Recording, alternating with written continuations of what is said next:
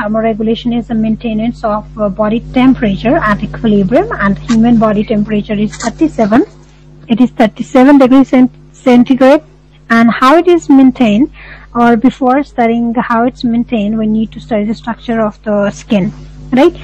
Skin is basically the protective covering, right? And it's also known as the excretory organ because it also releases some of the urea, which is excretory product or harmful product. It also excretes the excess water, and it also excretes salts, so it's also considered as an excretory organ. Then it also helps in the temperature regulation or maintaining the temperature at constant. This is which we have to discuss in detail. Then change in the temperature of the surrounding, right? If it's hot outside, if it's cold outside, that is also detected by the skin. So it also acts as a receptor, right? And it also contains temperature receptor, heat or cold receptor, and it also contains some of the other receptors like pain, touch, and pressure receptor. They are also present in skin. Right, if we look at the structure of the skin, we see that contains two parts. Upper is the epidermis and then is the dermis. Right, epidermis, it contains further three layers. First is the cornified layer, right? Second is the granular layer, as you can see, right? And the third is the Malpighian layer. This cornified layer, this is the outermost layer, right? It has dead, dry, flat, and horny cells, right? Dead cells are present here, and because of this is because of the deposition of this is keratin protein, not catenin, right? Keratin protein is deposited into the cells, because of which they are horny, dry, and dead. And keratin is also found in our fingernails, and this protein is also found in our hair. Then cornified layer, it is also water resistant, prevents from water loss. Then it also prevents from the germs from getting into the body, like unless there is cut, otherwise germs do not get into the body. Then it also prevents from the mechanical injury. Cells are continuously rubbed off or replaced by the new cells from beneath, right? And then it's thickest in the area of wear and tear, like our soles. We can touch and we can see that this is thickest, and even in palms it's also the thickest. You can see here, the outer one is cornified here, if it's clear, right? This is cornified. Beneath cornified there is the granular layer, and beneath granular you can see the Malpighian, and all these are the parts of the epidermis. Next is granular layer. Granular layer, these are the living cells, right? In cornified they were the dead, and these are the living cells. They move upward, they become dry, horny, and ultimately they also form the cornified layer. The third layer is the Malpighian layer. These are also the living cells, right? And these are the cells which undergo division.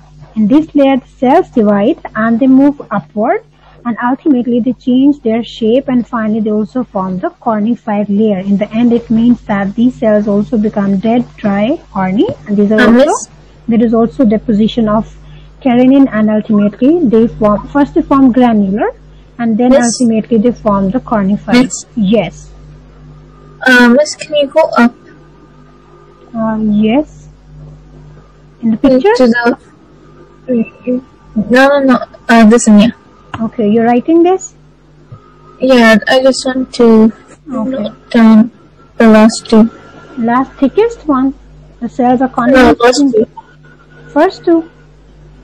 Last, the cells are continuously rubbed off, replaced by the new cells from the beneath. The cells are worn out, right? In the upper, these are the dead cells, and dead cells should be removed from the body. So how these are removed? These are rubbed off, right? These are, you can say, torn off, and these are replaced by the new cells from the layers beneath it. And beneath we have seen that there is granular layer and Malpighian layers, in which the cell divides and they move upward into the cornified layer. After some time, their lifespan is over of cells, then they die off and they are also removed from the cornified layer. And we have felt this, and we can also experience this on our lips. Sometimes we peel off the upper layer, which is the cornified layer, and we also experience this in winter, mostly on our skin. Right, and on front side of the hand, we also sometimes feel that the skin is being peeled off, and this is the cornified layer. Clear? Yeah. Okay, then second is the granular. Granular are the living cells, right? They are also deposited with the keratin, and ultimately they also become dry, dead, and they give rise to cornified.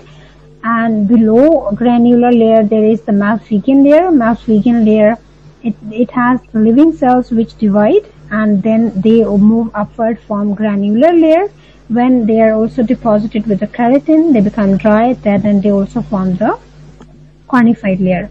Right, in Malpighian layer, there is another characteristic feature that is pigmented, right, which gives skin its characteristic color. We know that our complexion is brown. It can be dark, it can be lighter skin color. That is because of the presence of a pigment into the Malpighian layer, and this pigment is basically the melanin. You might have heard of melanin. This is the pigment which is present into the Malpighian layer, and our complexion is because of this pigment. This pigment is synthesized in the skin, which protects us from ultraviolet radiations. Right, in skin it is synthesized more, and it prevents us, and it also prevents from the sunburn. Right, in those where there is less amount of this melanin, there are more chances of cancer or more chances of damage from the ultraviolet radiations. Then the next layer is dermis. Right, here you can see that the three parts of these three layers are the parts of the epidermis. Then there is dermis. Right, in dermis, what is present? This is okay. In dermis, it consists of the fibrous connective tissues, right, and the upper part, it has ridges or the papillae or the thorns. You can see here, these are these, right, these curves or these papillae or these thorns are the papillae. Then we also see that there are the arteries, blood vessels present. Blood vessels are the arteries which then divide to form the capillaries, right? The blood vessel is controlled by a motor neuron which is known as the vasomotor nerve, right, which is coming from the brain. This is motor nerve, as its name indicates that it is coming from central nervous system to effector. Then there are two phenomena which are important and which help in the regulation of the temperature. These are the vasoconstriction and vasodilation. Vasoconstriction is the constriction of the arteries in the skin.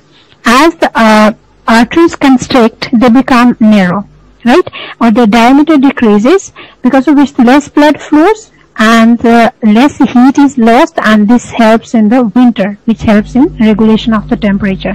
Just remember, vasoconstriction occurs in winter, because of which the vessels become narrow, their diameter reduces, and less blood flows. As the less blood is flowing, less heat is being dissipated or it is being lost from the body. Opposite happens in summer. Vasodilation, it's the dilation of the arteries, right, where the diameter is increased, more blood flows and more heat is lost, and this phenomena mostly occurs in winter, summers, which help in the regulation of the temperature. Then there is hair present. Let's discuss this, right? Hair is formed by the sinking of the epidermis layer. This upper one is epidermis, right? It sinks into the dermis and it forms a hollow tube which is known as the hair follicle. This hollow tube, which is formed by the sinking of the epidermis into the dermis, this is the hair follicle. Right into hair follicle, we see that there are cluster of cells present at the bottom. This one, right? Cluster of cells present which are known as the hair papillae. In hair papillae, there are the epidermal cells, or there are the cells present which divide. These cells would divide at the base of the hair papillae, or at the base of the hair follicle. There are the cells present. These cells divide and they form new cells, right? Those new cells arise upward. They move upward, right? When they move upward, they become dead. They become dead and horny, and ultimately they are also deposited with the keratin and they give rise to the hair. You might have heard that the hair cells are dead cells, right? And they are formed by the cells at the bottom of the hair follicle or at the bottom of the hair, which divide. They become dead and they are deposited with the keratin, which ultimately forms the hair. Clear? Yeah. Okay. Along with the hair, you can see that a muscle is attached, which is known as the erector muscle. Okay. Right here you can see a muscle is attached, which is known as the erector muscle. Can you see this? Yeah. Okay, this is the erector. Okay, this is the erector muscle, which is attached to the hair follicle. Right, what is the purpose of this erector muscle? This erector muscle contracts, and when this contracts, it straightens the hair into the hair follicle. Straightens the hair into the hair follicle, which helps in forming the goose pimples or goose bumps. Right, these goose pimples or goose bumps also help in maintaining the temperature. We will study this afterwards. Then there are two sebaceous glands present. Sebaceous glands are also formed by the sinking of the epidermis into dermis. This is the epidermis, right? This sinks into the dermis and it forms two sebaceous glands, and these sebaceous glands also open into the hair follicle. They have their openings into the hair follicle. As I'm using the word that these are the glands, so these secrete a substance or chemical which is known as the sebum. Sebum is secreted by the sebaceous glands and it is poured into the hair follicle. Right? What are the functions of the sebum? It is antiseptic. Antiseptic means it prevents from the germs, right, or bacteria, and then it makes the skin soft. Right, it smooth, soft, and it also prevents from dehydration. This is the function of the sebum. Then there is another structure which is the sweat gland. Right, sweat gland is also formed by the sinking of the epidermis. This is also formed by epidermis. Epidermis again sinks into the dermis and it forms a knot at the bottom, which is known as the sweat gland. Right, and there is a tube, hollow tube, which is known as the sweat duct, which opens to outside through a pore, which is known as the sweat pore.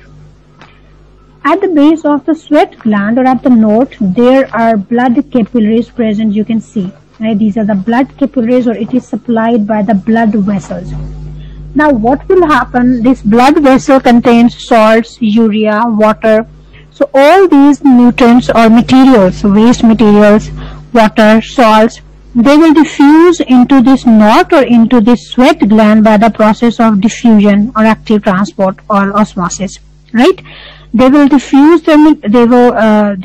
Diffusion will occur, and their excess material will pass, or excreted products will pass into the sweat gland, and then it will pass out of the pore ultimately onto the skin, which is the sweat.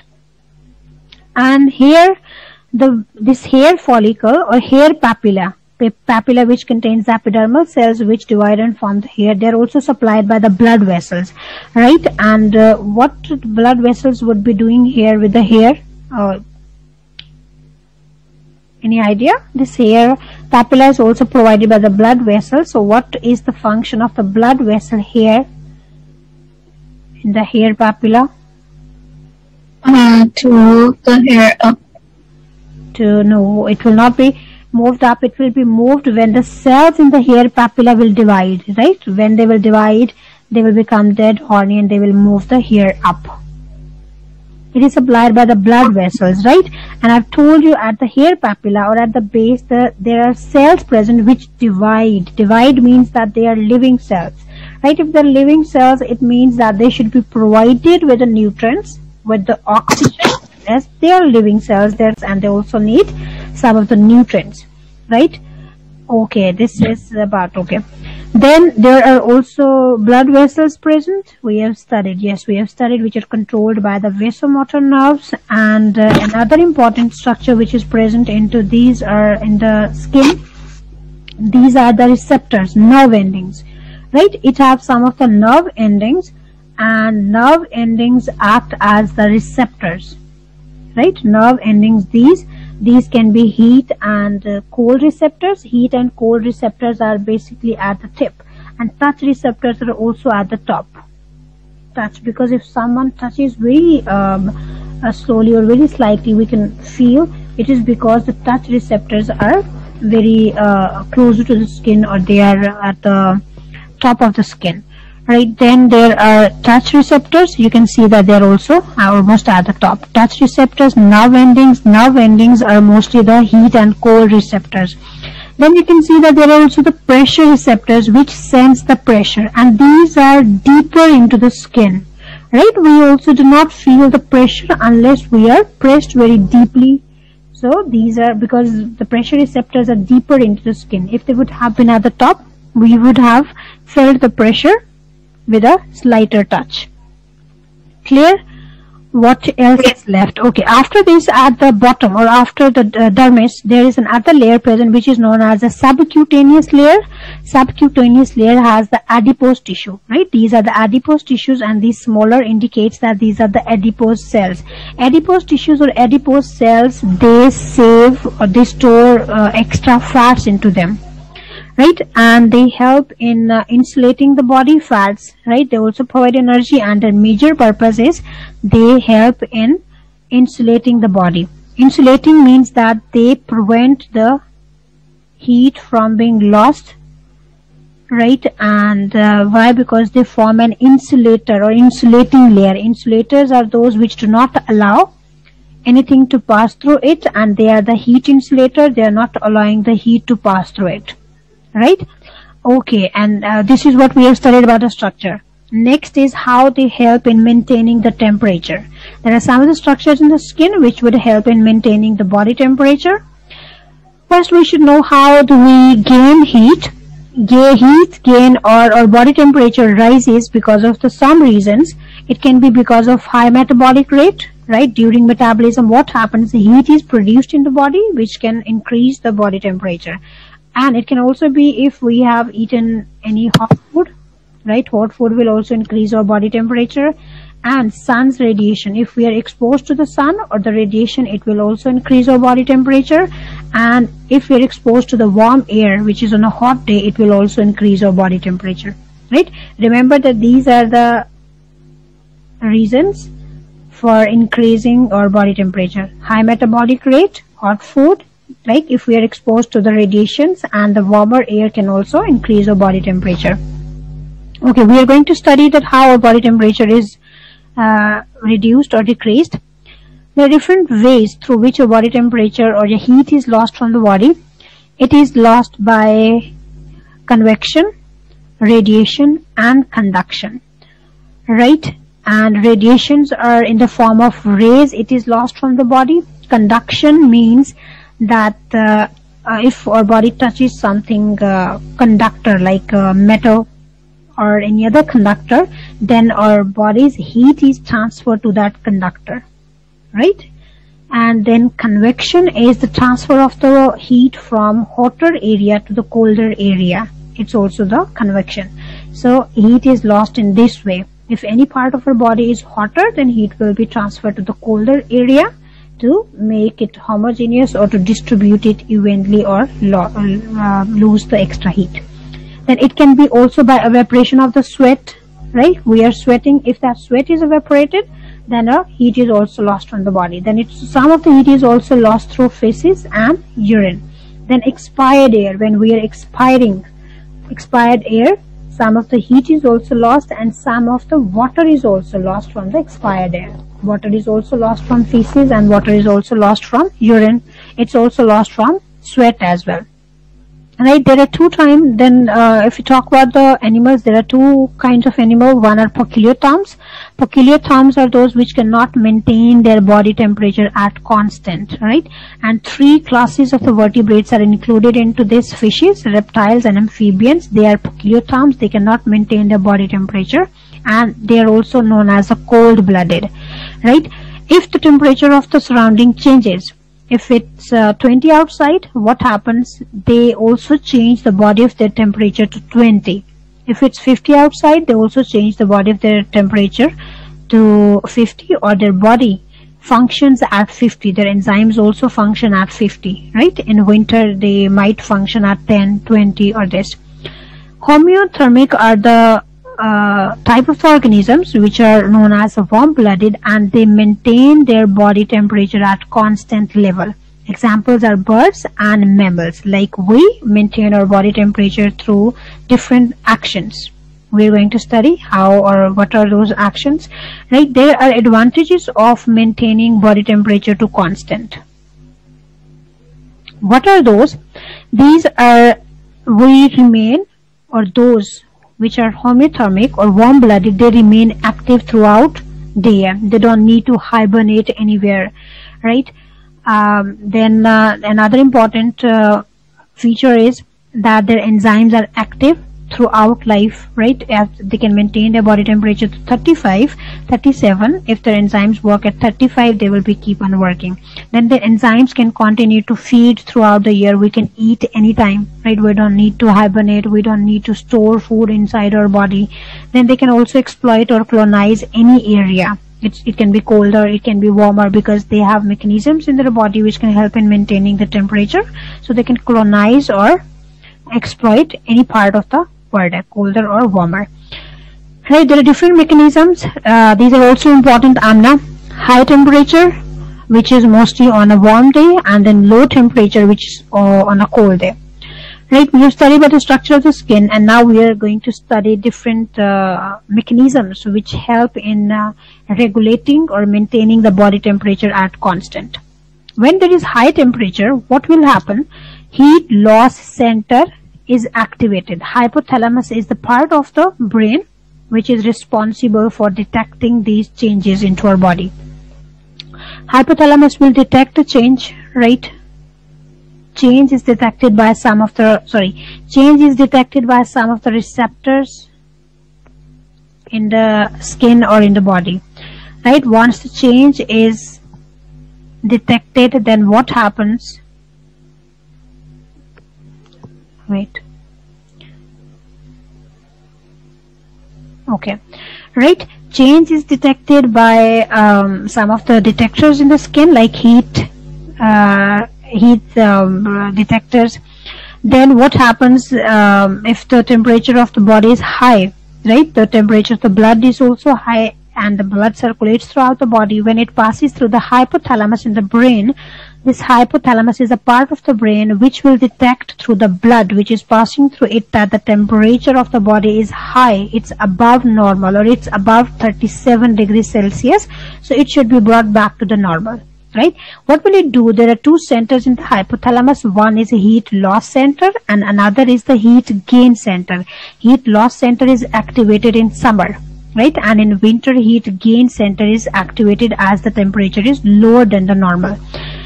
The heat loss center is activated, right? What will heat loss center do? It will bring some changes, or it will activate the corrective mechanism in the body which will bring the temperature back to the normal, right? It will send the message to the arteries through vasomotor nerve in the skin, and these arteries will dilate, or it will cause the vasodilation of the arteries, right? As the vasodilation will occur, more blood will flow, right, to the skin. So more heat is lost by radiations, convections, or conduction. First thing. Second thing, what will it do? It will activate the sweat glands. Sweat glands are activated, so more sweat is produced, right? When the sweat will evaporate by the latent heat of vaporization. Latent heat of vaporization means that high energy molecules leave the body, leaving behind the low energy molecules, right? And then the low energy molecules gain heat. Their energy level also increases and they are also evaporated. When this evaporation occurs, heat is lost from the body, or through the blood, or from the skin, right? Then rapid breathing, because some amount of heat is also lost through the breathing. So breathing or rapid breathing also helps in loss of heat. Then metabolic rate is decreased, because during metabolic rate heat is produced, right? These are the mechanisms, and opposite happens in winter. In winter, as the body temperature is low, right, they have to increase the body temperature. So what happens? The heat gain center in the hypothalamus is activated. Arterioles in the skin, they constrict. their diameter is reduced, right? Less blood flows through the skin and less heat is lost by radiations, convections or conduction. Then sweat glands, they are less activated, so that the less heat should be lost, as they have to preserve heat in the body, so less is lost through sweating. Then metabolic rate is also increased. Because during metabolic rate heat is produced, which will help in maintaining the temperature or gaining the heat. Right, these are the three which we have studied. Can you name any other processes which can help in heat gain, or which can prevent the heat from being lost from the body?